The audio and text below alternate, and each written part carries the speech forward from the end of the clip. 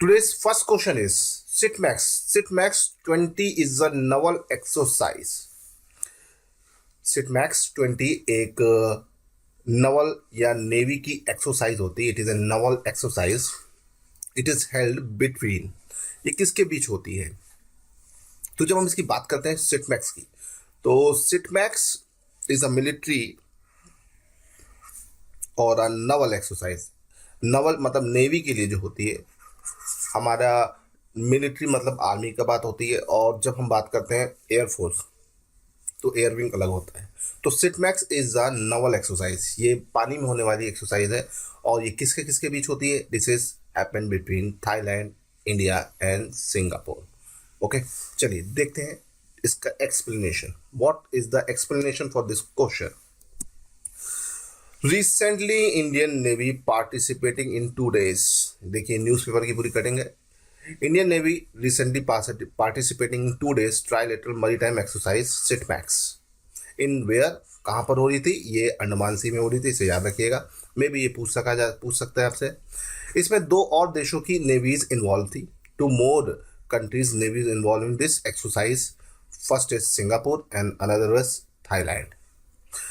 और यहाँ पर anti submarine warfare corvette Kamorta और मिसाइल कॉर्वेटी करमुक्स पहली बार पार्टिसिपेट किए गए थे. ये सेकंड एडमिशन है ट्राइलेटरल एक्सरसाइज का. और ये मंडे को और संडे को 2 दिन हुआ. इसमें सिंगापुर की रॉयल नेवी और royal Thai navy, these 2 navies are participate in this SITMAX exercise. So guys, you have to remember all these important points. First is SITMAX is held between 3 nations. Where? In Andaman सी. अंडमान सी कहाँ पड़ता है? अंडमान सी की अगर हम बात करते हैं तो ये हमारे इंडिया में कोस्टल लाइन पे कवर करते हुए पड़ता है. मैं आपको उसका एक आइडिया दे देता हूँ ताकि आपको समझ में आ जाए कि ये अंडमान सी एग्जैक्टली किधर है. If we see this, this is the coastal line of India, and this is Bay of Bengal, and this is Andaman, and this is Nicobar, and between Andaman Nicobar, this side, ये जो area है यहाँ पर, this is the Andaman sea region. यहाँ श्रीलंका पड़ता है और ये अंडमान सी इधर पड़ेगा. ओके गाइस, तो you have to remember all these things. Now we move on the second question. अगले क्वेश्चन की तरफ बढ़ते हैं. Next question is very important and static GK question. Sofia is the capital of which country? Sofia किस country का capital है? तो option आपके पास है Croatia, Iceland, Bulgaria, Sao Tome and Principe. Guys, in each and every paper of bank, there is this type of question we found in every exam. So you have to prepare for all these types of questions. Okay, ये कई बार पूछा जा चुका है.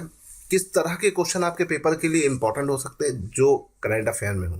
Capital and currency, these are the important area for your bank exam. So this time the question is for the capital. Sofia is a capital of which country? So Sofia is a capital of which country? Any guesses? आप मुझे comment में बता सकते हो इन guesses को. Sofia is the capital of Bulgaria. Bulgaria nation है हमारा इसका. ओके, तो बाकी सब किसके हैं? तो Iceland. Now we talk of Iceland. तो आइसलैंड का जो कैपिटल है रेचेविक. क्रोएशिया का capital Zagreb. And Sao Tome and Principe का capital Sao Tome. Okay guys, now move on the next question. अगला क्वेश्चन हमारे सामने है. India rank at which position in global trade bribery risk? India ने किस पोजीशन पर है global trade bribery risk index में? तो ब्राइबरी मतलब जानते हैं आप, रिश्वत. और रिस्क इंडेक्स में इंडिया की रैंक क्या है? और ये ग्लोबली है. तो इसमें अभी हाल में ही ये रिपोर्ट भी जारी हुई है. तो इंडिया की क्या रैंक है इसमें, ये आपको बताना है. 72nd, 74th, 75th, 77 और 78. तो guys, the correct answer of this question is 77th. What is the current position of India in global trade bribery risk index 2020, that is 77th. Now हम इसका एक डिटेल एनालिसिस कर लेते हैं। Guys, यहाँ पर हमने पेपर की कटिंग लगा रखी है। इंडिया की 77 पोजीशन थी और स्कोर 45 था ब्राइबरी रिस्क इंडेक्स 2020 में।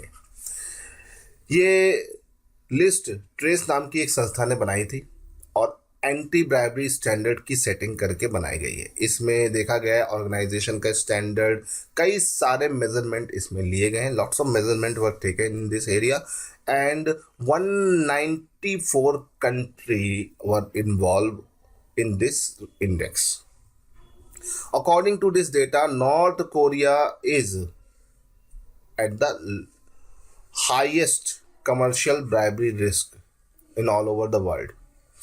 After North Korea, there is Turkmenistan. दूसरे नंबर पे कौन आ रहा है? Turkmenistan, then South Sudan, then Venezuela, then Eritrea. These are in top 5. Now सबसे लोवेस्ट, जब हम बात करते हैं लोवेस्ट पर, तो लीस्ट ब्राइबरी इंडेक्स में या ब्राइबरी रिस्क में हमारे पास डेनमार्क सबसे नीचे है, then Norway, then Finland, then Sweden and then New Zealand. अब ब्राइबरी इंडेक्स में नंबर 1 पे होने का मतलब है ज़्यादा दिक्कत, ज़्यादा करप्ट, और नीचे होने का मतलब है अच्छी पोजीशन पे होना। अब इंडिया की पिछले साल के मुकाबले क्या इसमें इम्प्रूवमेंट हुई, हम इसको देख सकते हैं। इन 2019 India rank 78 position with score of 41। इन 2020 उसका रिकॉर्ड स्कोर क्या हो गया है? उसका स्कोर हो गया 77, मतलब ये पोजीशन में ऊपर चला गया है, इम्प्रूव हो गया है।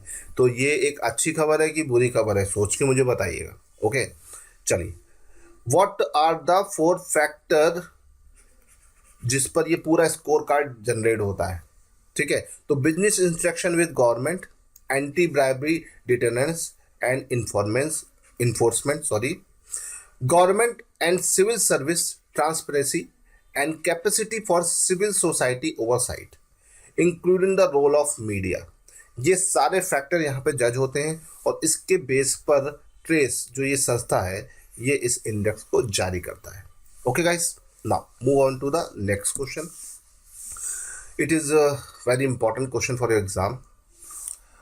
आपके पेपर में डेज से एक क्वेश्चन बनता है या तो उनकी थीम से क्वेश्चन बनता है।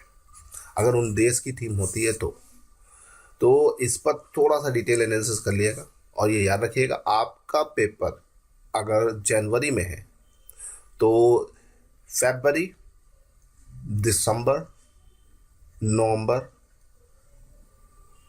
अक्टूबर, इन 5 महीने की डेज आपको पता होने चाहिए।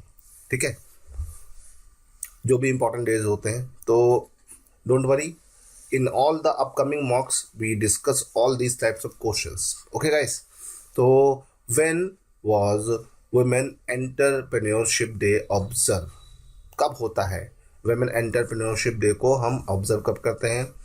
15 नवंबर, 16 नवंबर, 18 नवंबर, 19 नवंबर या 21 नवंबर, 15 नवंबर, 16 नवंबर, 18 नवंबर, 19 नवंबर या 21 नवंबर? तो the correct answer of this question is 19 November. Now move on to the explanation of this question.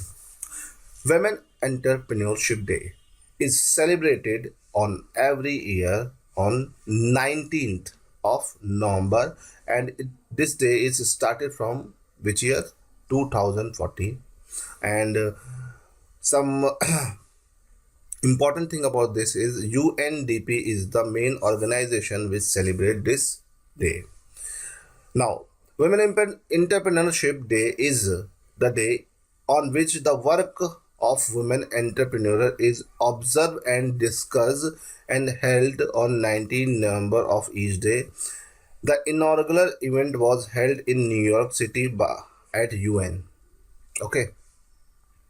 Founder थे, इसके कॉन्सेप्ट देने वाले व्यक्ति का नाम था who gave the idea of this day, Wendy Diamond, and it is celebrated by UN और UNDP. एक और इम्पॉर्टेंट चीज़ है जो आपको याद रखनी है, वो चीज़ क्या है कि 19 नवंबर को हम टॉयलेट डे भी मनाते हैं, वर्ल्ड टॉयलेट डे, है ना। शौचालय दिवस हम इसी दिन मनाते हैं। It is an important day because स्वच्छ भारत अभियान का मेन थीम ही आपका क्या है कि इंडिया को open defecation free banana. The main idea of Swachh Bharat Abhiyan is to make India open defecation free. So आपको ये ध्यान रखना है कि टॉयलेट डे का जो दिन है वो भी इम्पोर्टेंट है हमारे लिए, पेपर में आ चुका है। तो गाइस थोड़ा सा ध्यान करते हुए चलो। ओके चलिए, now we move on to the next question. Next question is based on a dam which name is Singur. From last few months, this dam is in news, and that's why I put this question in this mock paper. Singur Dam is situated in which state? Option is Tamil Nadu, then Andhra Pradesh, then Telangana, then Kerala, then Karnataka. तो आपको इसमें से सही options figure out करना है।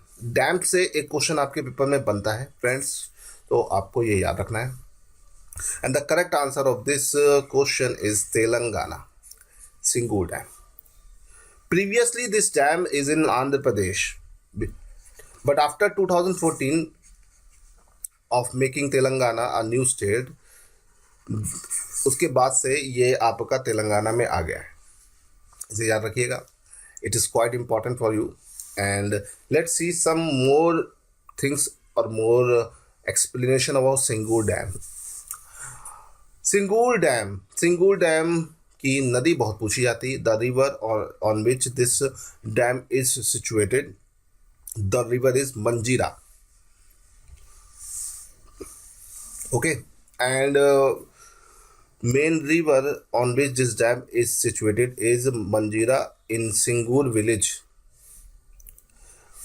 of Palkul Mandal in district of Andhra Pradesh. Okay, और ये काफ़ी ज़्यादा इस बार न्यूज़ में बिकॉज काफ़ी रेन कैचमेंट एरिया बड़ा है इसका, और ये जो छोटा सा डैम था ये अब थोड़ा सा बड़ा हो गया है, इसमें वाटर लेवल बढ़ गया है। काफ़ी ज़्यादा समय से ये बड़ा एक चिंता का विषय था लोगों के लिए, बहुत ही सीरियस कंसर्न था कि इसमें पानी बहुत कम हो रहा है। लेकिन रिसेंटली लास्ट 2 ईयर्स से इसमें वाटर का लेवल मेंटेन हो रहा है। इस वजह से काफ़ी ज़्यादा लोकल लेवल पर और स्टेट लेवल पर काफ़ी चर्चा में रहता है, और इस वजह से मे बी इससे क्वेश्चन बन सकता है कि Singur dam is situated on which river? It is situated on Manjira river and in which state is Telangana. Okay guys, now move on to the next question. It is quite important one and GK के part से भी है, GA के part से भी है। Of the following makes a perfect pair, इनमें से कौन सा सही तरीके से सुमेलित है? It is a important question for your exam and it is a part of GK. तो ऑप्शंस आर, नंबर 1 पर है असम बिहू, उड़ीसा भारतनाट्यम, तमिलनाडु लवनी, कर्नाटका कथक, मोहिनी अट्टम आंध्र प्रदेश।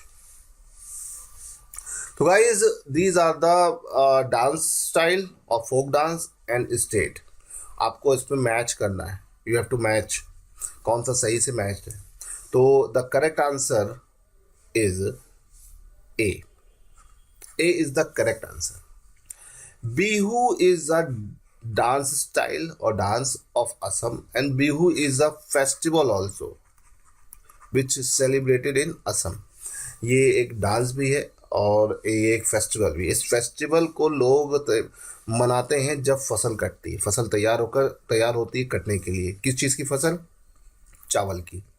असम में चावल बहुत ज़्यादा उगता है, और जब हम असम की बात करते हैं then rice crop are ready for the cutting, and on that day we celebrate Bihu festival. Bihu is not a religious festival, it is a community festival. All the people of this area celebrate this festival. They do lots of things, and Bihu dance is also done or celebrated on this day. Okay. Now we move on to the another one, Bharatnatyam. Bharatnatyam is not a dance of Orissa. Bharatnatyam is a dance of Kerala. Okay. Lavani. Lavani is a dance of Maharashtra. Okay. Kathak. Kathak is a dance of UP. And Mohiniyattam. Mohiniyattam is a dance of Assam. तो guys you have to remember all these things. अगर आप इसे ध्यान रखते हो तो I don't think कि आपको कोई दिक्कत होने वाली है पेपर के लिए. ठीक है, चलिए moving on to the next question. Which state won the water management award? अभी हाल में ही वाटर मैनेजमेंट अवार्ड दिया गया है इंडिया में ही, और इनमें से किस स्टेट को ये वाटर मैनेजमेंट अवार्ड मिला है? तमिलनाडु, राजस्थान, गुजरात, महाराष्ट्र. तो किसको ये अवार्ड दिया गया है? विच state won the water management award? Guys the correct answer of this question is Rajasthan. Logical भी है और इम्पोर्टेंट भी है. भाई राजस्थान में वाटर का बड़ा कमी है, स्कैर्सिटी है, that's why Rajasthan. Okay. Tamil Nadu, Gujarat, Maharashtra, these are also the top states, but among all these, the number one is Rajasthan. Okay, moving on to the explanation.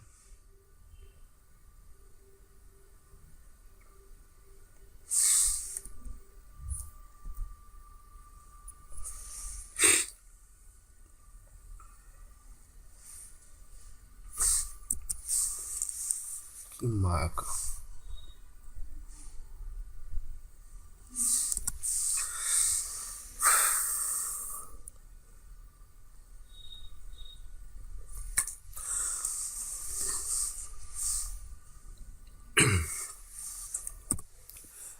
Now, the next question is, which state won the Water Management Award? Recently, Union Ministry of Jal Shakti is announced this award, and this award is given to whom state? Which state? तो answer है आपका Tamil Nadu. Tamil Nadu won the Water Management Award. All these states are in top, but Tamil Nadu is on the first rank. So the Water Management Award is won by which state? Tamil Nadu. Now moving on to the explanation of this question. National Water Award is given by Union Ministry of Jal Shakti. Union Ministry of Jal Shakti give this award, and Tamil Nadu has bagged the first place under the Best State category of National Water Award 2019. And Union Ministry of Jal Shakti Department of Water Resource and River Development and Ganga Regulation give this award. And after Tamil Nadu, Maharashtra and Rajasthan were the best state in this category. Okay, तो ये आपको ध्यान रखना है दोस्तों. Moving on to the next question. This is the important question. And Sarna Code. Sarna Code recently passed by which state assembly? किस राज्य की विधान सभा ने सरना कोड को पास किया है? सो सरना कोड क्या है पहले तो ये भी समझना है. और रिसेंटली इसको पास करने वाला स्टेट है हमारा Jharkhand. Jharkhand is the state which passed Sarna code in its state assembly. Now, what is Sarna code and what are the other aspects of this Sarna code? Let's see this.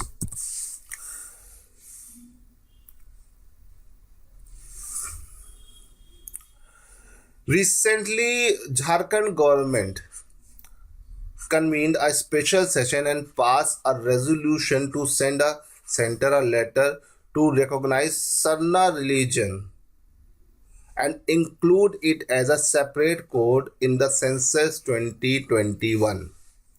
For last many years, several protest meeting has been held by the various tribal group of Jharkhand and elsewhere, pushing the same demand. Last February, then Jharkhand Chief Minister Raghubar Das too has announced in the assembly to move the recommending Sarna as a separate religious code. However, JM-led Soren government has finally go ahead. तो guys आपको यहाँ पर 2 से 3 चीज़ें समझ में आए. सरना एक रिलीजन है, ठीक है. रिसेंटली ट्राइबल के जो लोग होते हैं उनका अपना कोई रिलीजन नहीं होने की वजह से उनके पास बड़े सारे ड्रॉबैक्स आ जाते हैं. तो रिसेंटली झारखंड की सरना जो ट्राइब्स है उसको एक सरना रिलीजन के फॉर्म में रिकॉग्नाइज किया गया है और सेंसस 2021 में इसको इंक्लूड करने के लिए उन्होंने एक रेजोल्यूशन पास किया, सेंटर से अपील की है कि इसको सेंसस में जोड़ा जाए. और सरना लोग जो हैं ये अपना अलग बिलीव रखते हैं, ठीक है. इनकी अपना अलग फेथ होता है और इनके पास एक नारा होता है, जल जंगल जमीन. Okay, this is the Holi grain of the faith and its follower pray to trees and hills. Okay, this is an important point. While believing in protecting the forest area, Jharkhand has 32 tribal groups, out of which 8 are from particular vulnerable tribal group. While many follow Hindu religion, some have converted to Christianity. This have become one of the plank demanding a separate code to save religious identity of these tribes. Okay, that's why they are asking for a separate code. So this is quite a debating topic and quite interesting one. तो आपको इसको ध्यान रखना है और उस पर थोड़ा सा फोकस रखना है. फोकस रखोगे तो यहाँ से कई सारे क्वेश्चन आपके पेपर में बन सकते हैं. ओके, हमारे इंडिया में बहुत सारी ट्राइब्स हैं, ओके, और उनके पास बहुत सारी प्रॉब्लम्स हैं. तो ये सब जब तक सामने नहीं आएगी तो हमारे इंडिजीनियस लोगों को, हमारे इंडिया के मेन लोगों को कैसे हम आगे ला पाएंगे, ठीक है. देखिए यहाँ पे लिखा भी हुआ है, it is believed that 50 lakh tribe in entire country put their religious as a Sarna. Okay, in 2011 census although is was not a code.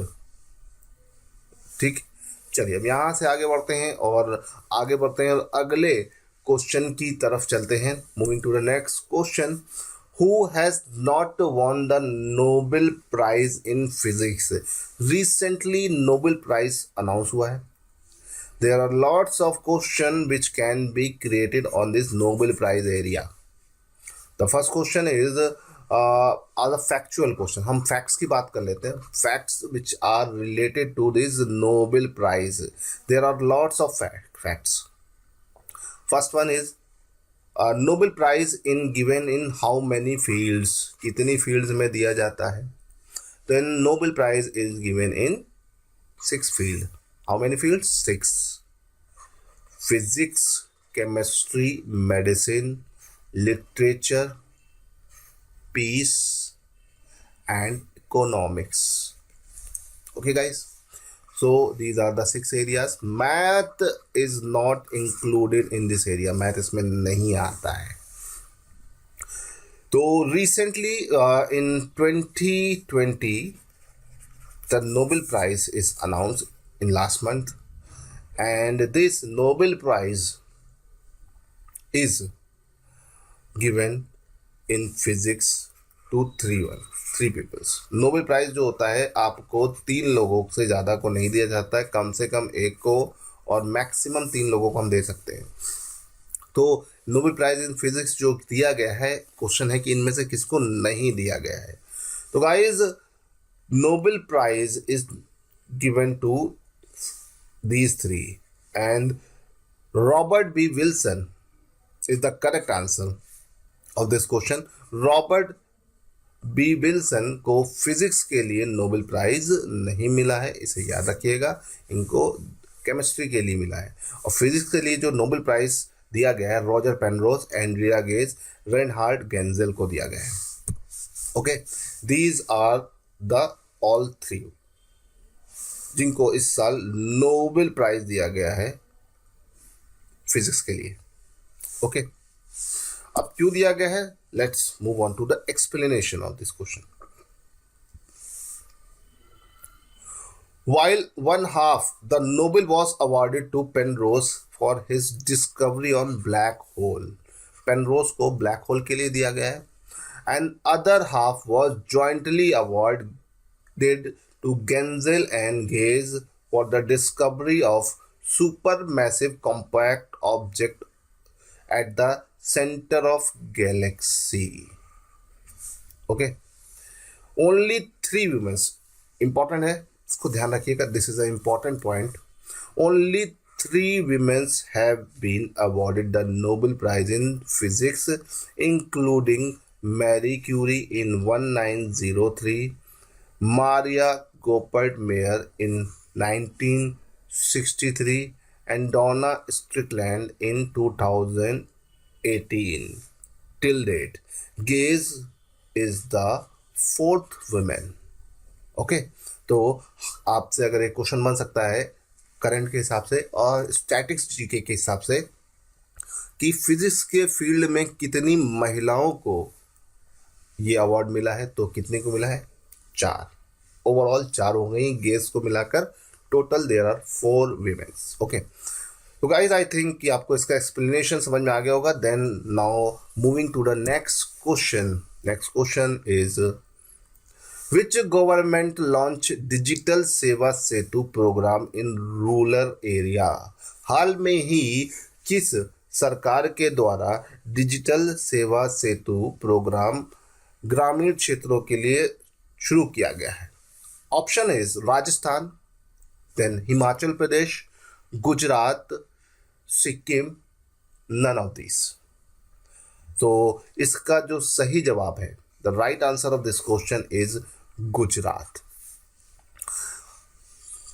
Now moving to the explanation of this question. Recently our Prime Minister go to Gujarat and launch this program. Okay, Digital Seva Setu. What is the main objective of Digital Seva Setu program? Phase 1 is to provide optimum utilization of technology for all public welfare programs that has been launched to help of the rural residents of Gujarat. As said by the Consult Authority, this scheme will provide a historic administrative revolution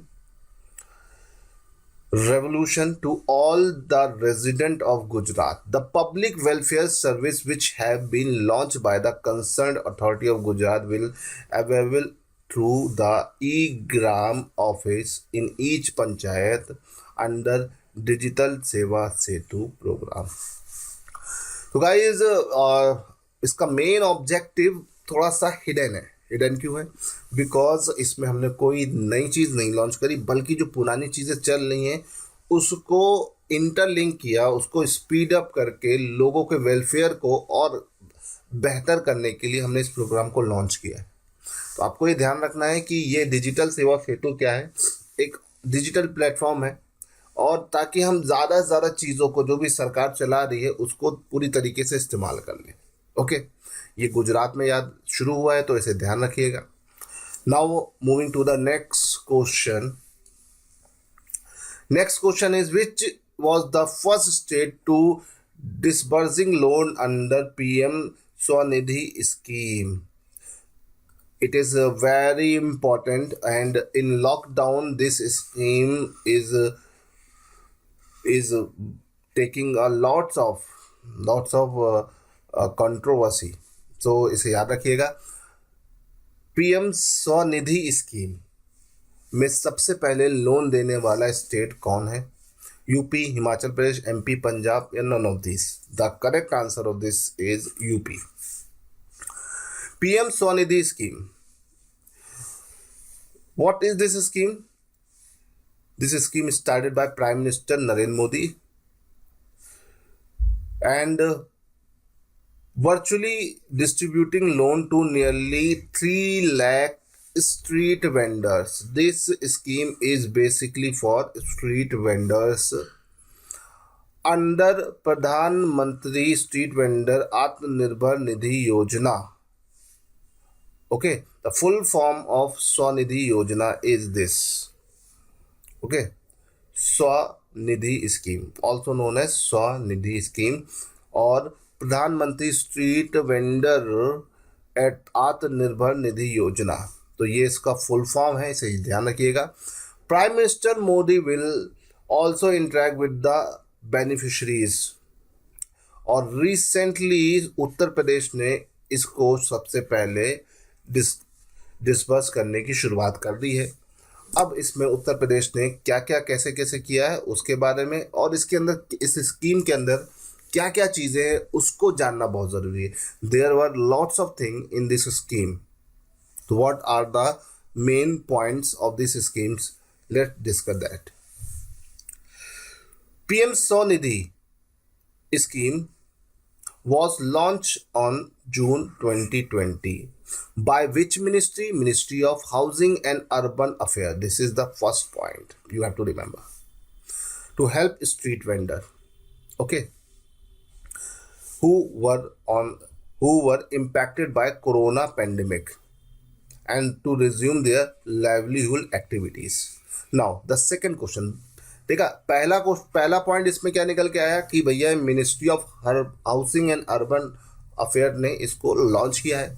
ठीक है, और किसके लिए? Street vendor, जो हमारे street पर जो ठेला लगाने वाले लोग हैं उनके लिए, ताकि कोरोना के और लॉकडाउन के पेंडेमिक की वजह से जो भी उनके चीज़ों पर प्रभाव पड़ा है उसको रिज्यूम करना और वो अपनी एक्टिविटीज़ को फिर से शुरू कर सके. ओके, और इस पर लोन कितने का दिया जा रहा है? 10,000 at subsidize rate. Subsidize rate of interest मतलब बहुत ही लो रेट ऑफ इंटरेस्ट पर. ठीक है, the interest subsidize on timely and early repayment of the loan is at 7%. 7% पे दिया जा रहा है. ठीक. Next point is if someone can pay earlier than the tenure. जितना आपने समय लिया उससे पहले आपने दे दिया है, तो the interest subsidy of 7% per annum will be credited to the bank account of the beneficiary every quarterly and no penalty on early repayment of the loan. Okay. इसके बाद अगला है also there is monthly cashback incentive. Digital payment benefits can be availed by the street vendor hawkers in urban, pre-urban and rural areas. तो basically digital चीज़ों को बढ़ावा दिया जा रहा है यहाँ पर. और अब एक इम्पॉर्टेंट पॉइंट और आ गया जो आपको ध्यान रखना है. ये लोन कौन दे सकता है? Which are the banks which give this type of loans? तो scheduled commercial bank, regional rural bank, small finance bank, cooperative bank and non banking financial companies, NBFC, microfinance institute and self-help group bank will provide these loan under the scheme. इतने लोग इसको दे सकते हैं, इसे याद रखिएगा, important point है. Okay, then the last point इतना important नहीं है बट आपको पता होगा तो बहुत अच्छा रहेगा. Applying for the loan can done in many ways. The document required for the KYC are Aadhaar card, voter ID, driving card, Manrega card, PAN card. Application for loan can be filled on the website pmswanidhi.mohuagov.in. Okay, तो ये याद रखिएगा, PM Swanidhi scheme is for whom? Street vendors.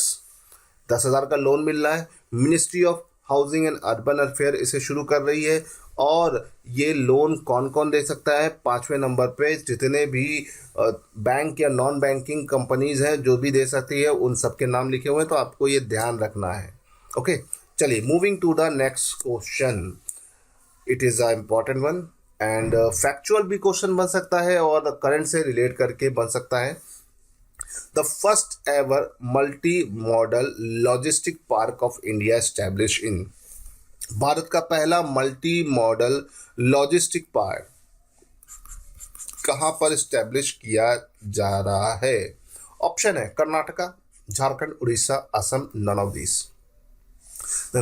First ever multi modal logistic park of India establish in, कहाँ पर establish किया जा रहा है? Karnataka, Jharkhand, Orissa, Assam, none of this. तो गाइज इसका जो सही जवाब है वो है Assam. Assam is the right answer of this question. आपको ये ध्यान रखना है कि भारत का पहला multi modal logistic park India में कहाँ एस्टेब्लिश किया जा रहा है? असम स्टेट में। और अब ये है क्या और इसके अंदर क्या क्या चीज़ें हैं, चलिए इसका एक्सप्लेनेशन देखते हैं। Moving to the explanation of this question, first thing which you have to remember, जो आपको ध्यान रखना है वो ये कि भैया इसे स्टार्ट करने वाला, इस प्रोजेक्ट को शुरू करने वाली मिनिस्ट्री कौन सी है? Ministry of road transport and highway. और इसके जो मिनिस्टर हैं वो है हमारे नितिन गडकरी जी। इन्होंने इसकी फाउंडेशन स्टोन डाली कहाँ पर? जोगी घोपा, असम। इसकी कॉस्ट लगभग इतनी है 693 करोड़। और इस लॉजिस्टिक पार्क का कॉन्सेप्ट क्या है इसको समझ लीजिए, ये कोई अलग पार्क नहीं है, ठीक है। The park which will have connectivity through air, water, road, railway is expected to boost the local and regional trade and create more than 20 lakh job opportunity। Basically ये पार्क कनेक्टिविटी को बूस्ट करने के लिए है ना, ये कोई ऐसा नेशनल पार्क जैसा नहीं है। ये बेसिकली हमारा ट्रांसपोर्ट और हाईवे के अंडर इसीलिए आ रहा है क्योंकि ये हमारे ट्रेड को बढ़ावा देगा, है ना, लोकल और रीजनल ट्रेड को बढ़ावा देने के लिए और air, water, road and rail routes को कनेक्ट करने के लिए ये पार्क बनाए जा रहे हैं। और नितिन गडकरी जी ने एक और अनाउंसमेंट किया है, this park will be of international quality and will provide near 20 lakh direct and indirect job which growth engine for Assam. और इसमें इन्होंने ये भी बताया कि अभी ये 35 और ऐसे पार्कों को पूरे इंडिया में बनाने की सोच रहे हैं, इसे ध्यान रखिएगा, ओके। और ये पार्क 2023 में कंप्लीट हो जाएगा। और ये कार्गो की इसकी बनने की वजह से बहुत सारी चीज़ों में कमी आ जाएगी, बहुत सारा पैसा जो देना पड़ता है हमें आने जाने के लिए, ट्रेड के लिए, वो काफ़ी कम हो जाएगा, है ना। और ये जो पार्क है वो किस नेशनल हाईवे के पास है? वो है NH-17, ठीक है, इसे ध्यान रखिएगा। ब्रह्मपुत्र नदी का जो टर्मिनल है उसके पास पड़ता है। तो देखो ये जो पार्क है ये लैंड, वाटर और एयर तीनों रूट्स को कनेक्ट करने के लिए बनाया जा रहा है, तो इसे ध्यान रखिएगा, इम्पॉर्टेंट चीज़ है। चलिए moving on to the next question, ठीक है, ये भी काफ़ी इंपॉर्टेंट क्वेश्चन है। World biggest zinc smelter is set up in which state of India? दुनिया का सबसे बड़ा जिंक स्मेल्टर इंडिया में स्टैब्लिश किया जा रहा है। इंडिया में कहाँ किया जा रहा है ये हमें पूछा जा रहा है, ठीक है। World biggest zinc smelter is set up in which state of India? Option is Gujarat, then Rajasthan, Orissa and Jharkhand. और चौथा के बाद पांचवा ऑप्शन है नन ऑफ दिस। तो guys the correct answer of this question is Rajasthan. Sorry, no, Rajasthan नहीं है, इसका सही जवाब जो है that is Gujarat. Gujarat is the correct answer of this question. Gujarat में मोदी जी ने इसको शुरू किया है, इसे याद रखिएगा। अब कुछ इसकी डिटेलिंग देख लेते हैं जिससे और क्वेश्चंस भी बन सकते हैं। लेफ्ट राइट सारी चीजें बता दीजिए। Gujarat state government has announced to set up the world biggest zinc smelter project in Doswada in Tapi district of Gujarat. As per the official release, the state government signed the memorandum of understanding with Vedanta Group। Vedanta group जो है ये एक firm है Hindustan zinc limited, उसके अंदर ये आएगा। Hindustan zinc limited will be investing 10,000 crore to setting up 300 kiloton per annum greenfield smelter in the stallion region of south Gujarat. Okay, तो इसे याद रखिएगा। तो इट इज़ क्वाइट इम्पॉर्टेंट कि 2 से 3 चीज़ें पूछी जा सकती है किस डिस्ट्रिक्ट में, तो ये डिस्ट्रिक्ट आपको याद रखना है। ठीक, विच कंपनी, कंपनी का नाम भी इसे याद रखना है ना, और इस कंपनी की कौन सी फर्म है इसको भी ध्यान रखना है। बाकी सारी चीज़ें जो हैं वो आपके एग्ज़ाम में इतनी इम्पोर्टेंट नहीं रखती हैं। तो ओके, चलिए अब यहाँ से आगे बढ़ते हैं। Moving to the next question. Modi ji ने जब 2019 का इलेक्शन जीता था तो उन्होंने एक नारा दिया था, नारा था हर घर जल। जब 2014 का इलेक्शन जीता था तो उसके बाद स्वच्छ भारत अभियान को शुरू किया था। After winning the election of 2014, the prime minister of India gave a slogan Swachh Bharat Abhiyan, and after winning the election of 2019 he give the slogan Har Ghar Jal. तो इस हर घर जल को अचीव करने वाला पहला राज्य, फर्स्ट स्टेट, यहाँ पर स्टेट होगा first Har Ghar Jal state in the country. ठीक है, the first Har Ghar Jal state in the country means ये आपका एक हर घर जल एक स्लोगन है। After winning the election of 2014, our prime minister Shri Modi ji give the slogan of Swachh Bharat अभियान, है ना, और उसका टारगेट रखा था 19 तक। आफ्टर विनिंग द 19 इलेक्शन उन्होंने एक स्लोगन दिया हर घर जल, मतलब हर घर में एक स्वच्छ जल पहुंचाने का इनका नारा था, और इसका टारगेट इन्होंने रखा है। वैसे तो 2024 इनिशियली रखा गया था लेकिन 2029 हो गया है। तो हर घर जल की ये जो आपका कैंपेन है, इसमें पहला स्टेट जिसने कंट्री का इसको अचीव कर लिया है, उसके हर घर में एक पानी जो है पाइपलाइन के थ्रू आ रहा है, ना कि वो किसी बाहर से ला रहे हैं, किसी दूसरी जगह से ला रहे हैं। तो पहला स्टेट है आपका Goa. Goa become the first state in the country to achieve the Har Ghar Jal Yojana. Okay, now moving to the explanation of this question. ठीक है, तो एक्सप्लेनेशन के अंदर बहुत सारी चीज़ें हैं। ठीक है, Goa has earned itself a unique distinction, becoming the first Har Ghar Jal state in the country, as it successfully provides 100% functional household tap connection in the rural area, covering 2.3 lakh rural households.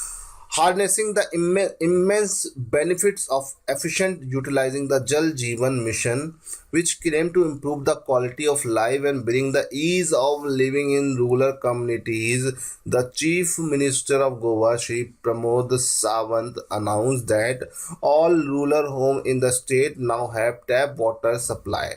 State committed and BRICS effort have ensured advancement and achievement of target well before the time.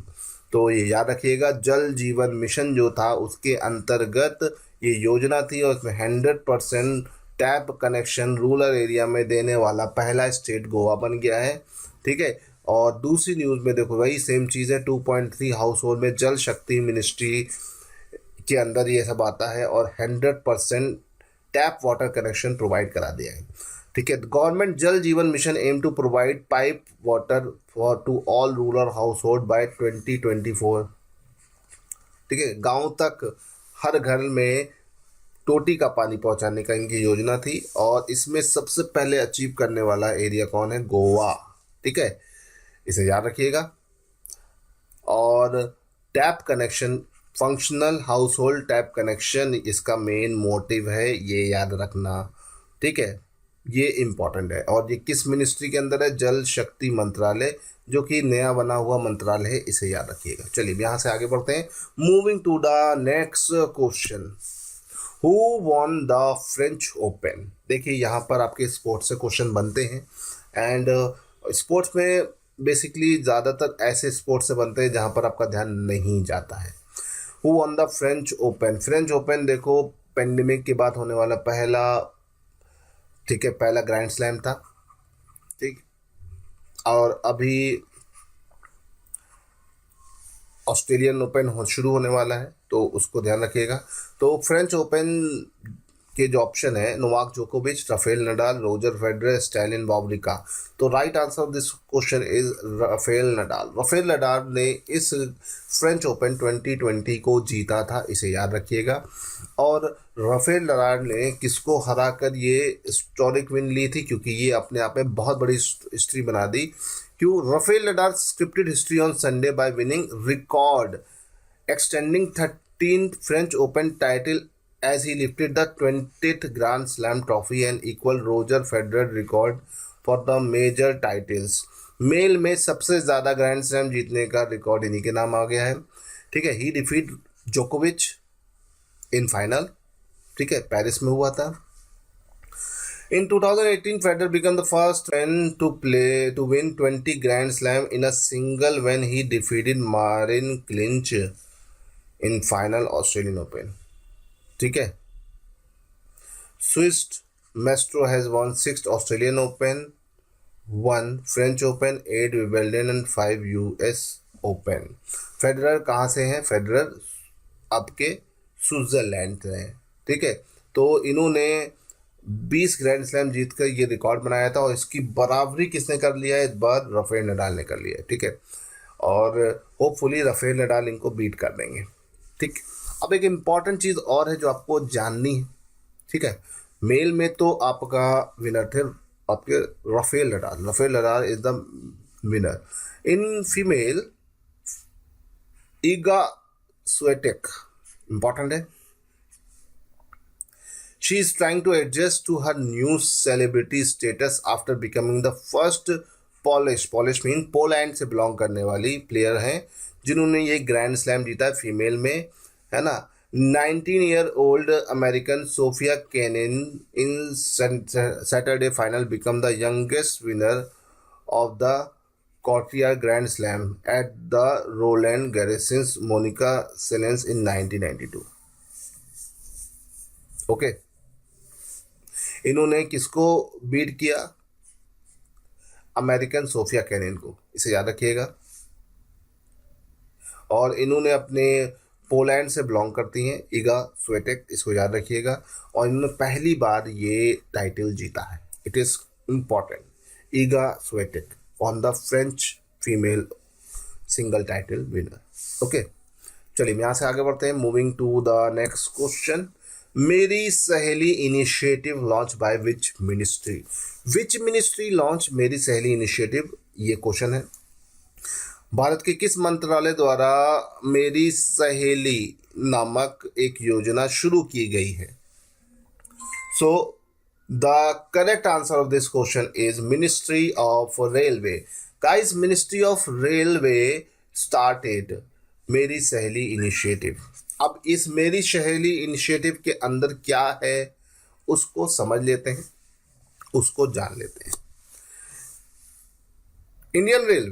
Indian Railway started another great initiative named Meri Saheli to provide more safety and security to women passenger during their entire journey। ठीक है, ये एक initiative है, एक app के through ये से चलाएंगे और विमेंस को पूरी जर्नी में ज़्यादा सेफ्टी प्रोवाइड करने के लिए ये शुरू किया गया है। ठीक है, Meri Saheli initiative is provide more safety and security for a lady passenger travelling by train in their entire journey from originating station to the destination station.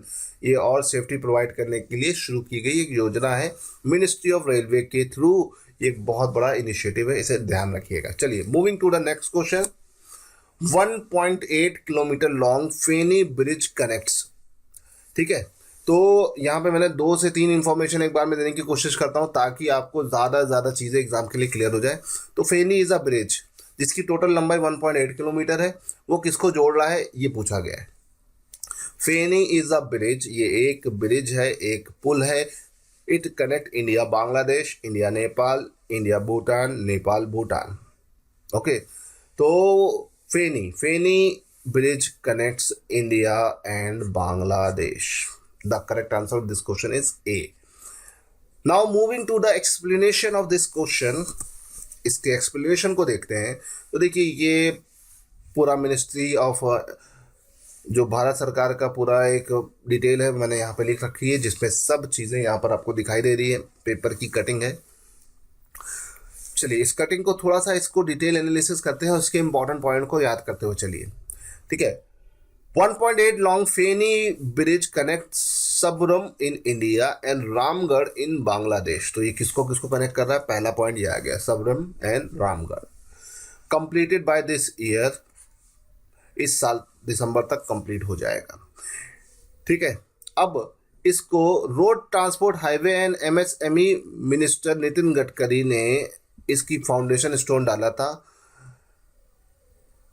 9th National Highway Project in Tripura through video conferencing. According to the press release issued by Ministry Road Transport Minister, Nitin Gadkari said that the Feni bridge built up by the cost of 129 crore will ease the transportation of goods from Chattagong to Kolkata port. ठीक, integrated check post also proposed to build there near Sabram. अब देखिए ये क्या है, ये बहुत सारी चीज़ें यहाँ पर आती हैं। इस ब्रिज को कनेक्ट करने की मेन वजह क्या है, इसको हम समझ लेते हैं। थोड़ा सा मैं आपको डिटेल में इसलिए बता रहा हूँ क्योंकि जानने से थोड़ा सा आपको कई सारे एक्सपेक्ट क्लियर हो जाएंगे, कई सारे एरियाज क्लियर हो जाएंगे। If you talk about the north east, north east हमारे इंडिया का एक ऐसा एरिया है जो काफ़ी ज़्यादा कम डेवलप एरिया है ना। अब जो भी एरिया पहले बना वो ज़्यादा डेवलप हुआ, जो बाद में हुआ तो बाद में हुआ। अब नॉर्थ ईस्ट की जब हम बात करते हैं तो there are many states in our North East region, okay. There are totally 7 sister states, यहाँ पे 7 सिस्टर स्टेट्स हैं, ठीक है। ये आपका अरुणाचल, दिस इज अरुणाचल प्रदेश। अगर हम देखें तो ये नॉर्थ ईस्ट का मैंने मैप बना रखा है। This is Nagaland, this is Manipur, this is Mizoram, this is Tripura, this one is Meghalaya, this one is Assam, this one is West Bengal, और ये ऊपर जो मुर्गे के सिंग के जैसा निकला हुआ है this is Sikkim, this one is Sikkim. Now we talk about this is the coastal line of West Bengal. अब अगर वेस्ट बंगाल से हमको त्रिपुरा जाना है तो we take the long route. कौन सा रूट लेते हैं हम, ये बड़ा वाला रूट लेके जाते हैं, है ना। ऐसे ऐसे चल के ऐसे ऐसे होते हुए पहुँचते हैं, तो काफ़ी लंबा रूट हो जाता है, काफ़ी ज़्यादा ट्रिकी हो जाता है, समय लगता है, पैसा लगता है। हिली एरियाज है तो और दिक्कत आता है। ये देखिए ये रूट ऐसा है, ऐसा हम but after making Feni bridge we see connect straight point, ऐसे बांग्लादेश होते हुए, ये बीच में बांग्लादेश है। तो गाइज फेनी ब्रिज जो है ये हमारे पास बहुत अच्छा एक कॉन्सेप्ट है। नॉर्थ ईस्ट में हम बांग्लादेश से अपने काफ़ी ट्रांसपोर्ट एरियाज को कनेक्ट करते हुए निकाल रहे हैं। ट्रेन भी जाती है त्रिपुरा तक और कई सारी चीज़ आती है ना, क्योंकि हमें अगर त्रिपुरा और मिजोरम तक जाना है तो बहुत समय लग जाता है। सीधे सीधे लैंड रूट से ऐसे ज़्यादा Mizoram, Manipur, Nagaland, these are the interior areas of India, और ज़्यादा अंदर होने की वजह से इनके पास डेवलपमेंट नहीं हो पा रहा है। तो इस तरह के रूट्स को डेवलप करने से हमारा क्या फ़ायदा हो रहा है, हमारा फ़ायदा हो रहा है कि इस एरिया में डेवलपमेंट बढ़ रहा है ना। तो ये इंडिया के लिए बहुत अच्छा है, इंडिया की डाइवर्सिटी और यूनिटी के लिए बहुत अच्छी चीज़ है। तो इसीलिए ये फेनी ब्रिज जो है ये सरबुम इंडिया और रामगढ़, ठीक है, रामगढ़ बांग्लादेश को कनेक्ट कर रहा है, और इसकी कनेक्टिविटी से क्या हो रहा है कि हमारे पास त्रिपुरा जाने के लिए रास्ता बढ़ रहा है। ठीक, चलिए अब यहाँ से आगे बढ़ते हैं। Moving to the next question. This question is based on the awards. Who won the global climate action award? Global climate action award किसने जीता? तो UN global climate action award जो है, इस अवार्ड को जीतने वाली एक ऑर्गेनाइजेशन है तो वो कौन सी ऑर्गेनाइजेशन है? Global Himalayan expedition, world food programme, IUCN, WWF। तो देखो, वर्ल्ड फूड प्रोग्राम को तो पीस प्राइज मिला हुआ है, ठीक है, तो ये तो नहीं है। सही जवाब क्या है? Global Himalayan expedition. ठीक, IUCN is an NGO for, जो NGO आपके इंडिया में बायोडाइवर्सिटी कंजर्वेशन पे काम करता है। इंडिया में क्या, वर्ल्ड लेवल पे करता है IUCN, international union for conservation of nature. IUCN एक बुक इशू करता है, बुक होती है रेड डेटा बुक, ठीक है। तो कभी कभी क्वेश्चन आता है रेड डेटा बुक किस लिए होती है, तो ये थ्रेटेंड एंड इंडेंजर्ड स्पेसीज के लिए होती है। WWF भी बायोडाइवर्सिटी के ऊपर काम करता है, IUCN भी करता है, but this time the award is given to which organization? The global Himalayan expedition. Now moving to the explanation. इस एक्सप्लेनेशन से आपको कई सारे और क्वेश्चंस भी समझ में आएंगे, है ना, कि क्वेश्चंस कई तरीके से आ सकता है। The global Himalayan expedition GHE has won the prestigious 2020 UN Global Climate Action Award for its effort to tackle climate change amid ongoing COVID-19 pandemic. GHE is an Indian organization that leverage technology and tourism in order to help remote community access solar energy. ये किस चीज़ पर काम करती है? Solar energy के ऊपर, ठीक है। ये फोकस करती है कि भाई इन्वायरमेंट को बिना नुकसान पहुंचाए आप कितना अच्छी तरीके से अपना लाइफस्टाइल को आगे लेके जा सकते हो, जीवन जी सकते हो। The recipient of UN award have brought focus to the example of what people have been doing across the globe to fight climate change in the year that cast darkness of many. As per the statement on the website of UN Nation Framework Convention on Climate Change, UNFCCC, GH is among the world's first outfit to use the tourism and technology to bring solar energy to remote communicate, reorganize UNWTO and WTTC councils. तो this point is a important point. UNFCCC जो है environment की सबसे apex organisation है, जो 1995 में से active हुई थी। और अगर हम बात करते हैं UNWTO, वर्ल्ड टूरिज्म ऑर्गेनाइजेशन, और टूरिज्म काउंसिल को कनेक्ट करने वाली दुनिया की पहली ऑर्गेनाइजेशन भी GHE थी। तो यहाँ से आपके पास क्वेश्चंस कई तरह से बन सकते हैं, है ना। GHE के बारे में आपसे क्वेश्चन बन सकता है कि इसमें से इनके बारे में कौन सा स्टेटमेंट सही है कि कौन सा गलत है। तो अगर आपके पास ये पूरी डिटेल है तो आई डोंट थिंक कि आपको कोई दिक्कत होगी, क्योंकि जो बैंक के आप मॉक पेपर और देखोगे तो उसमें कई तरह के क्वेश्चंस होते हैं, तो उन क्वेश्चंस पे आपको थोड़ा फोकस रखना है। ओके, चलिए moving to the next question.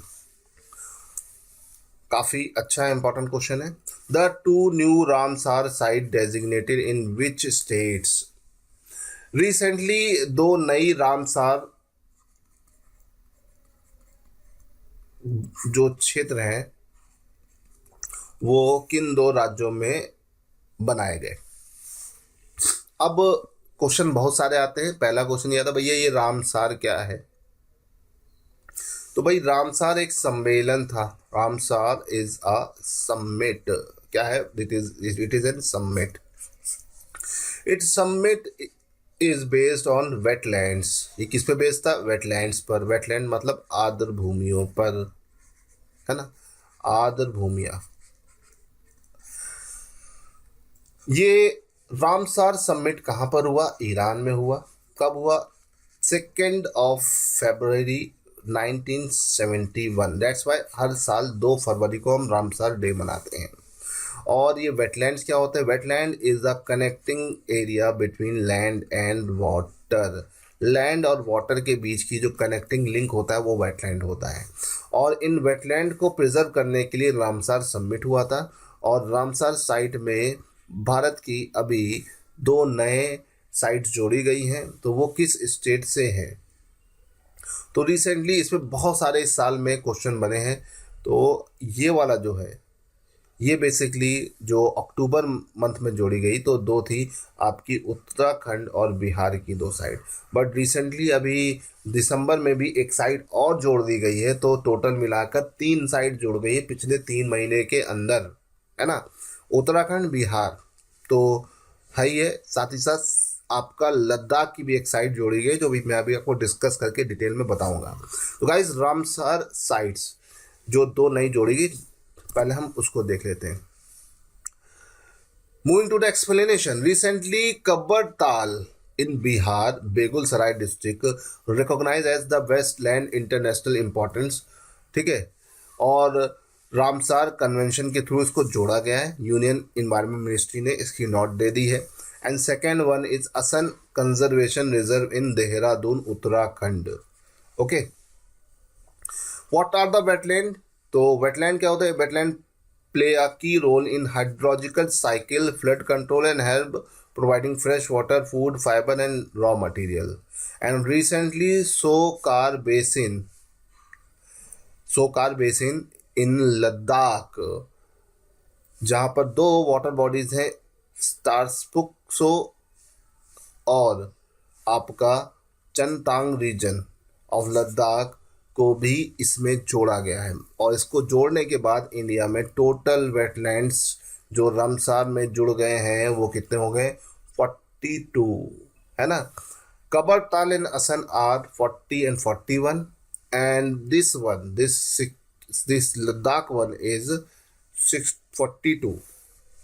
तो रिसेंटली लास्ट 3 महीने के अंदर तीन आपके वेटलैंड जोड़े गए हैं, कबरदाल बिहार का, असन देहरादून का, सोकार लद्दाख का। Okay, now moving to some most important fact regarding Ramsar site. तो रामसार की टोटल साइड कितनी हो गई है? 42 हो गई है इंडिया में, इसे याद रखिएगा। नवंबर तक तो 41 ही थी, लेकिन अभी दिसंबर में एक और जुड़ के 42 हो गई, इसे याद रखना। Chilka lake is the largest Ramsar site, है ना।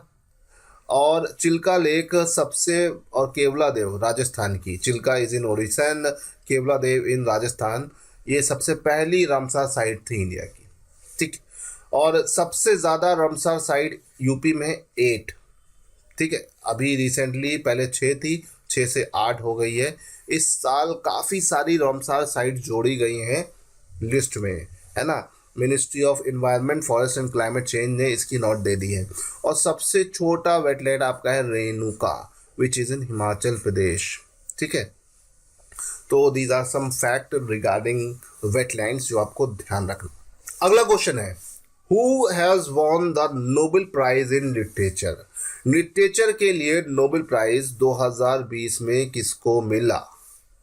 ओके, तो option are Louise Gluck, Louise Wallace, JB Shaw, Leo Tolstoy, none of these. तो गाइस इस क्वेश्चन का सही जवाब है Louise Gluck. Louise Gluck is the right answer of this question. Okay, ये लुइस ग्लक है, इनको इनके अनमिस्टेकेबल पोएटिक वॉइस के लिए नोबेल प्राइज मिला, ठीक। चलिए इसका कुछ और एक्सप्लेनेशन देख लेते हैं जो आपके लिए इंपॉर्टेंट है, ठीक। इंपॉर्टेंट क्या है? लुइस ग्लक कहाँ से, ये नोबेल प्राइज कहाँ से दिया जाए? स्टॉकहोम से। और इस साल Louise Gluck, American poet Louise Gluck को ये दिया गया, ये याद रखिएगा। और ये इनको किस लिए दिया गया? Recognise for her unmistakable poetic voice that will austere beauty makes individual existence universal, इसके लिए दिया गया। बहुत लंबा चौड़ा नाम है, इसे ध्यान रखिएगा। चलिए, तो ये एक सीधा सा फैक्चुअल क्वेश्चन था, इसे याद रखना है। Moving to the next question, recently new vulture conservation centre establish in how many state of India? हाल में भारत के कितने राज्यों में वल्चर कंजर्वेशन सेंटर एस्टेब्लिश किए जा रहे हैं? तो कितने राज्यों में किए जा रहे हैं? 4, 5, 6, 7। तो सही जवाब है 5 राज्यों में। 5 is the correct answer of this question. Okay, now let's move to the explanation of this question.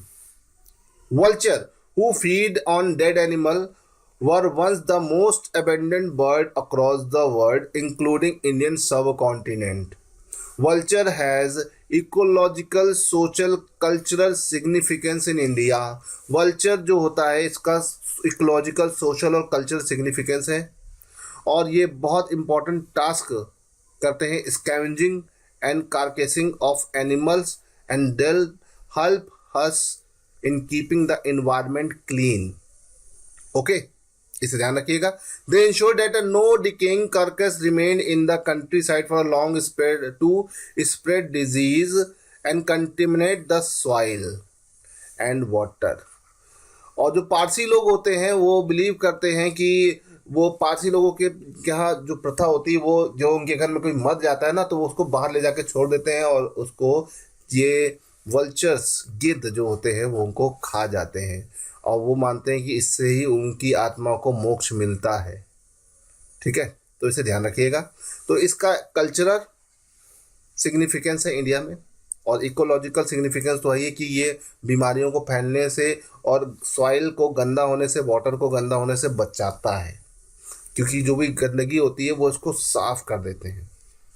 India में वल्चर की कंडीशन क्या है? इंडिया में वल्चर की कंडीशंस की अगर हम बात करते हैं तो इंडिया में वल्चर की जो है 9 स्पेसीज पाई जाती हैं, है ना. और ये सारी स्पेसीज जो हैं वो अलग अलग हैं. ठीक, oriental white backed vulture, slender bill vulture, long billed vulture, Egyptian vulture, red headed vulture, Indian griffon vulture, Himalayan griffon vulture, cinereous vulture, bearded vulture. These are the categories. अब अगर हम बात करते हैं तो हाल में ही वल्चर सेंटर्स कहाँ कहाँ पे स्टेब्लिश किए गए? 5 राज्यों में किए गए, UP, Tripura, Karnataka, Maharashtra and Tamil Nadu. These are the centre. और वल्चर सेंटर 2001 से स्टेब्लिश किए जा रहे हैं और 2004 से इसको अपग्रेड किया जा रहा है और ये डायरेक्टली एडमिनिस्टर होते हैं. कौन इसको देखता है? Bombay natural history society, BNHS, एक सोसाइटी है जो इन सब को देखती है.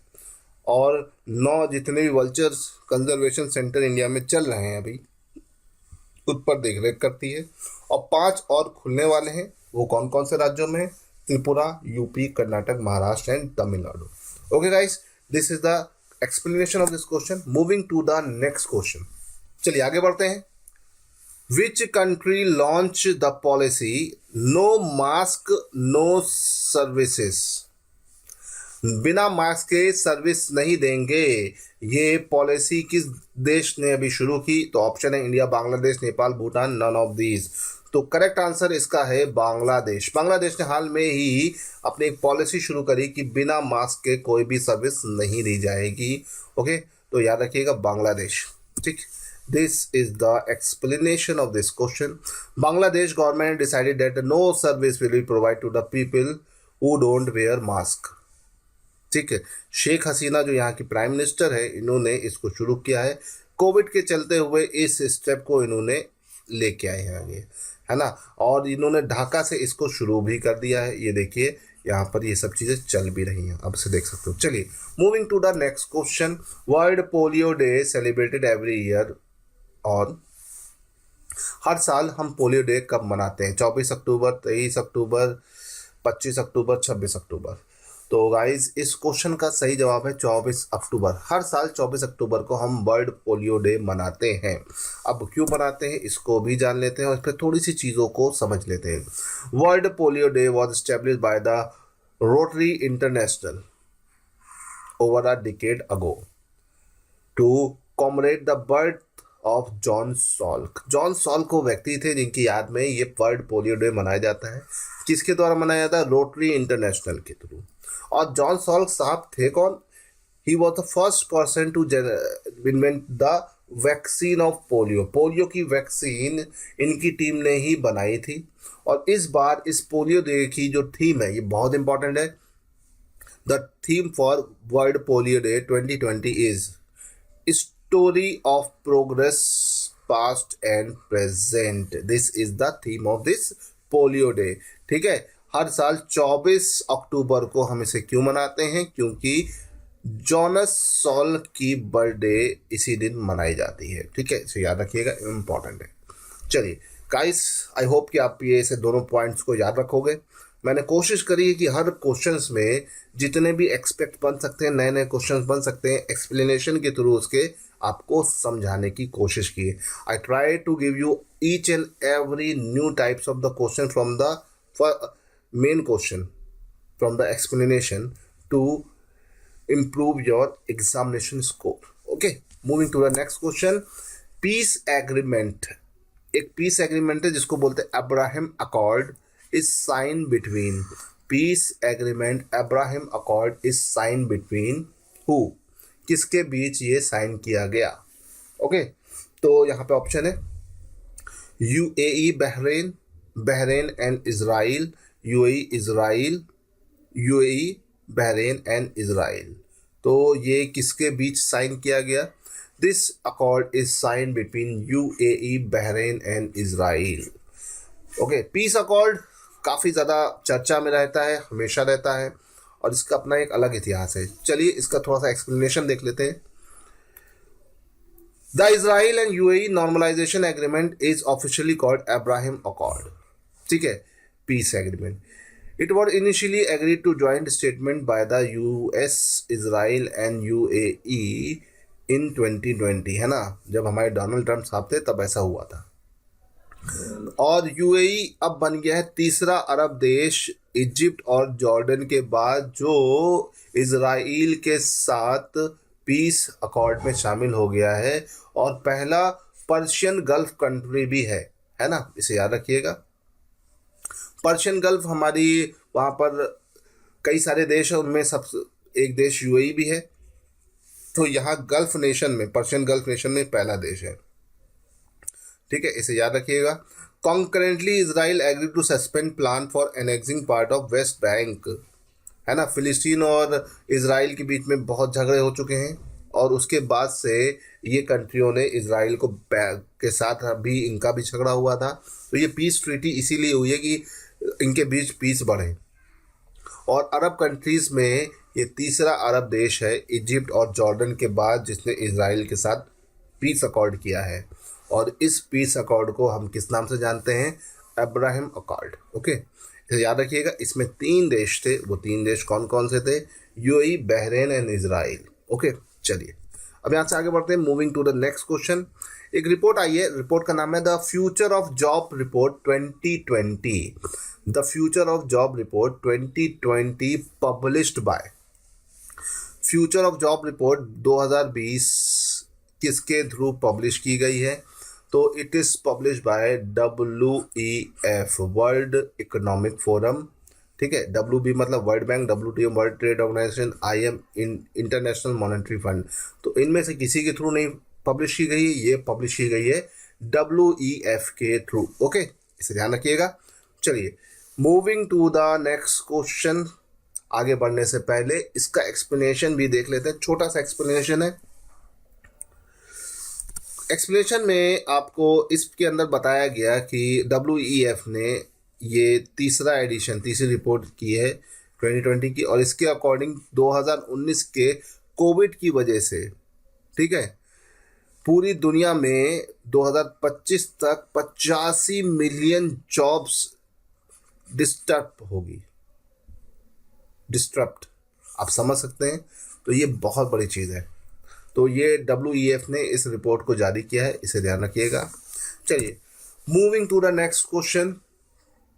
Recently union cabinet approve the adoption of Panchayati Raj in which state और यूटी। हाल में ही यूनियन कैबिनेट ने किस राज्य या केंद्र शासित प्रदेश में पंचायती राज व्यवस्था को लागू करने की बात की है, तो इसका सही जवाब है जम्मू कश्मीर। जम्मू कश्मीर में पंचायती राज व्यवस्था लागू की गई है।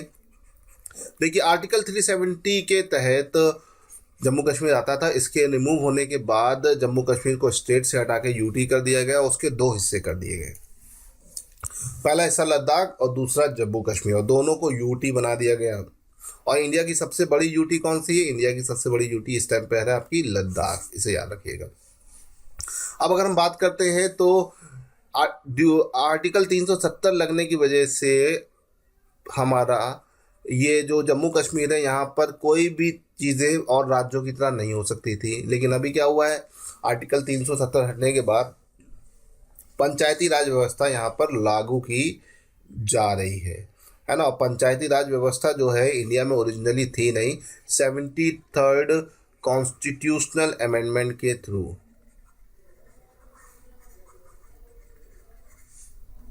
1993 में ये जोड़ी गई। और हर साल हम पंचायती राज दिवस कब मनाते हैं, 24 अप्रैल को हम पंचायती राज दिवस मनाते हैं। वी सेलिब्रेट पंचायती राज दिवस every day on 24 every year on 24 अप्रैल।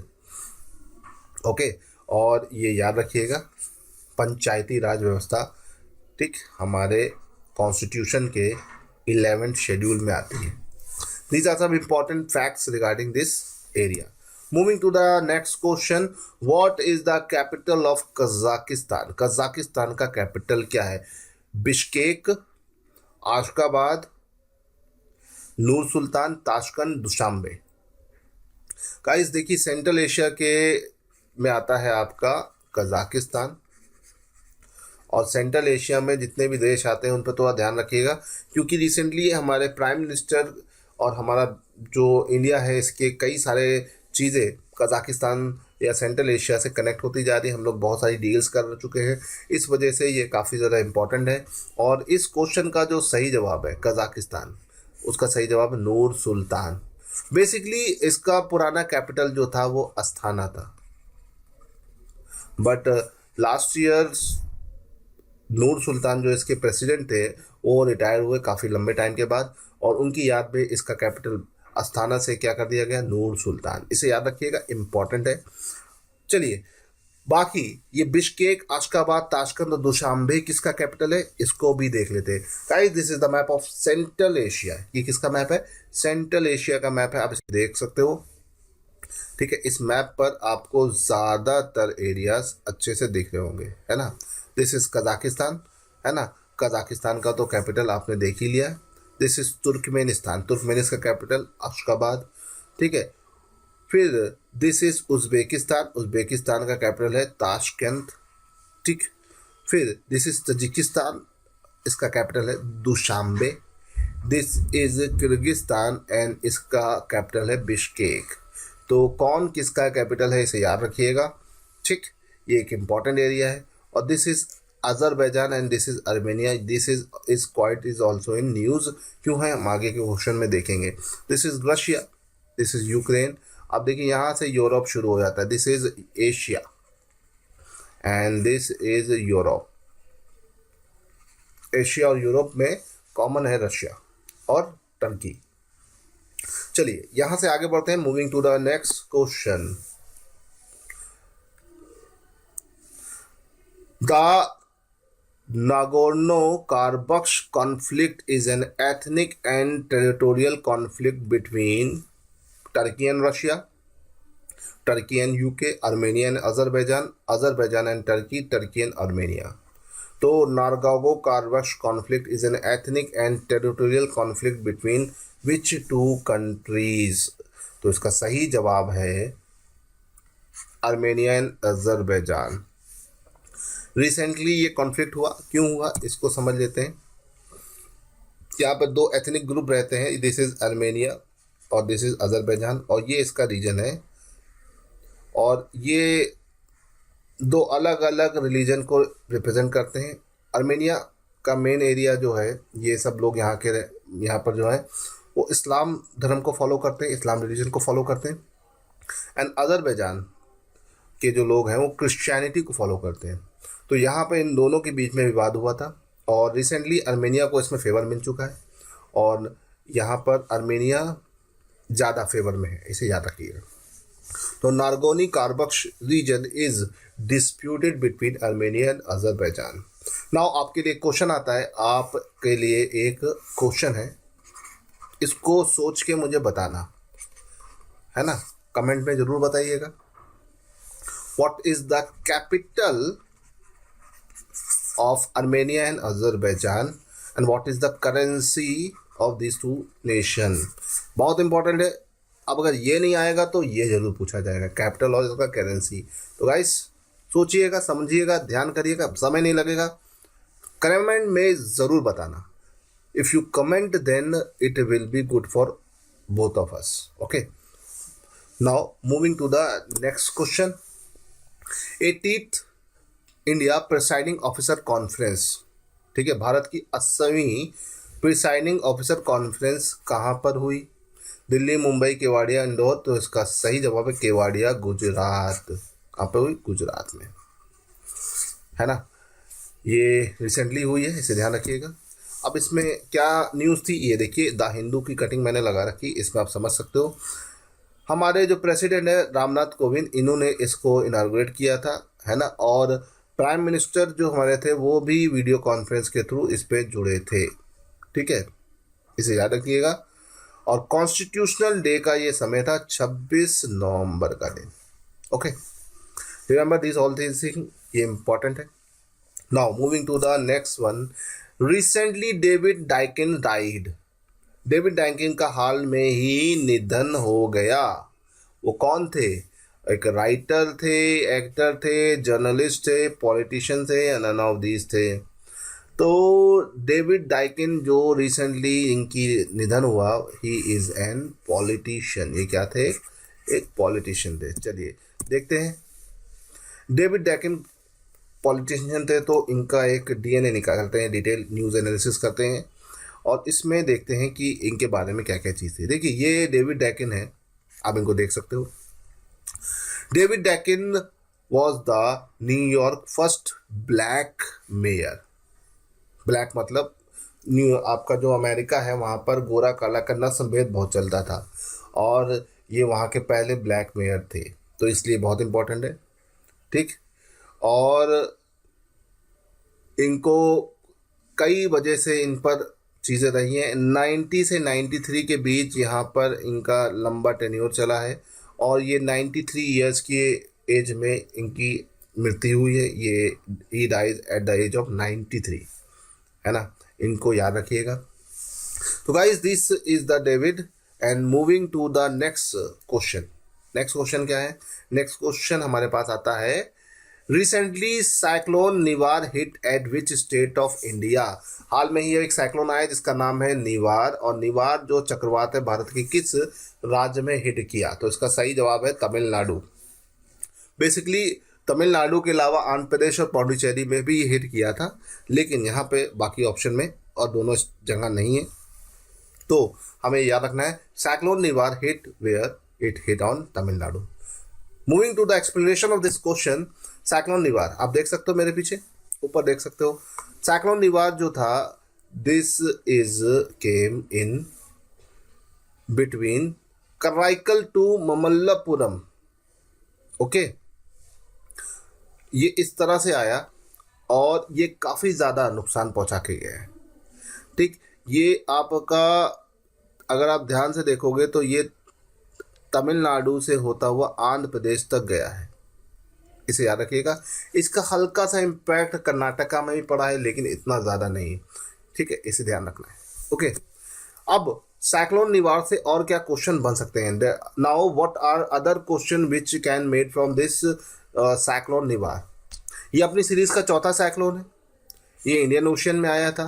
पहले 3 साइक्लोन जो आए थे वो गति, अम्फन, निसर्गा, ठीक है। गति सोमालिया में आया था, अम्फन जो था वो ईस्टर्न कोस्ट पर आया था और निसर्गा जो था महाराष्ट्र में आया था। Nivar will be the second cyclone to hit Tamil Nadu in last 2 years। Gaja के बाद तमिलनाडु में आने वाला ये दूसरा चक्रवात था। और एक क्वेश्चन है कि भैया ये कहाँ पर आया? तो तमिलनाडु, आंध्र प्रदेश और पौंडीचेरी, ये 3 एरिया इसमें अफेक्टेड थे। इसके कई सारे डिस्ट्रिक्ट इसमें अफेक्टेड थे। और अगर हम बात करें इसका नाम किसने दिया, तो दिस नाम cyclone Nivar is given by which country? Iran. This is very important, आपको ये ध्यान रखना है कि ये निवार नाम किसने दिया। एक्चुअली ये नाम का बड़ा लंबी कहानी है, हम कभी समय निकाल के इसको डिस्कस कर लेंगे, बट अभी क्या है, अभी निवार से क्वेश्चन आता है कि अपनी सीरीज का कौन सा नंबर का है, तो चौथे नंबर का। इससे पहले कौन कौन आए थे, Gati, Amphan, Nisarga and after that Nivar. ठीक। और तमिलनाडु में पिछले 2 साल में दूसरा है, इससे पहले गाजा आया था। और साइक्लोन निवार का नाम कहाँ आया था, ईरान से आया था। Guys these are the information related to the cyclone Nivar, you have to remember. अगर आप याद रखोगे तो पेपर में काफ़ी आसान होगा स्कोर करना। तो गाइज आज का इस सेशन को हम यहाँ पर एंड करते हैं। आई होप कि आपको सेशन समझ में आया होगा। चलिए आज के सेशन को हम यहाँ पे एंड करते हैं। Good bye, see you in next class, bye bye.